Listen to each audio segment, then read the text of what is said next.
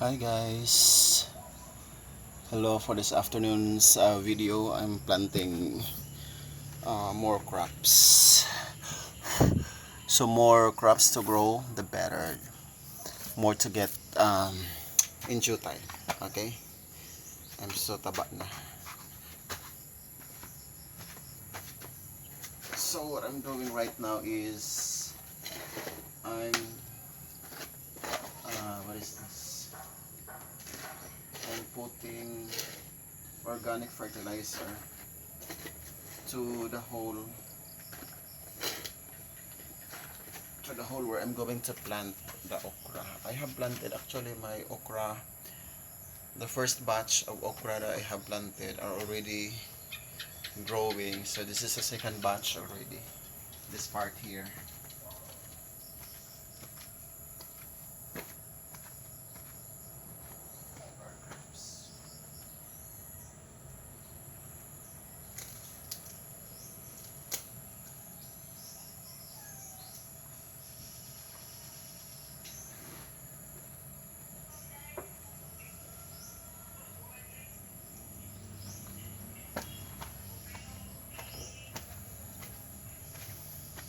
Then I'm so happy also because my eggplant and pepper have already germinated after I have sown them like uh, 2 weeks. 2 weeks ago already, or almost 2 weeks ago. I thought di na sila moturok. Kaya nagtuo ko pareho sa okra ba nga simana lang moturok na or 4 days. So almost a month ay sila usa mo germinate. So I'm learning also from this job.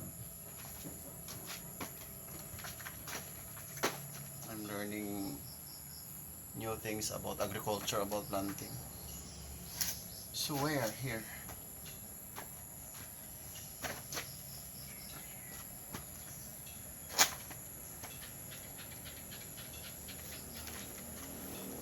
So this is an okra. I just don't know what variety is this.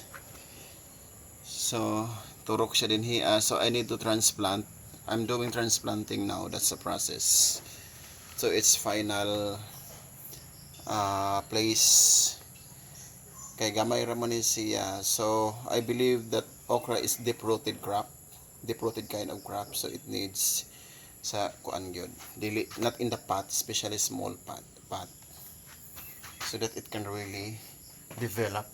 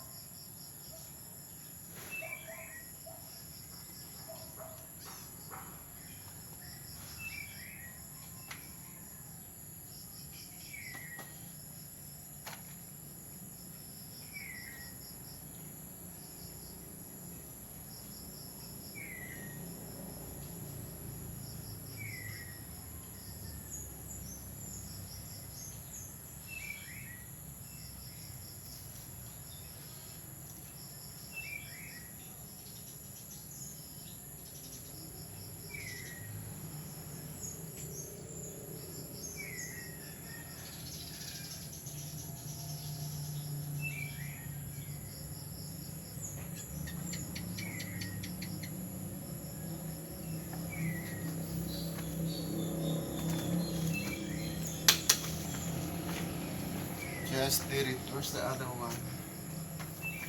Alright. Human ang usa. Na ang sunod ay. Yep. So next week I'll be transplanting also my pepper and eggplant. And pichay. Pichay. Kasi ganahan mo pichay. Nice po na siya.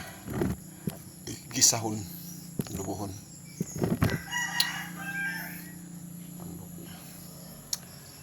Okay, 5 minutes na. So, I have to cut this video. Good afternoon once again, everyone.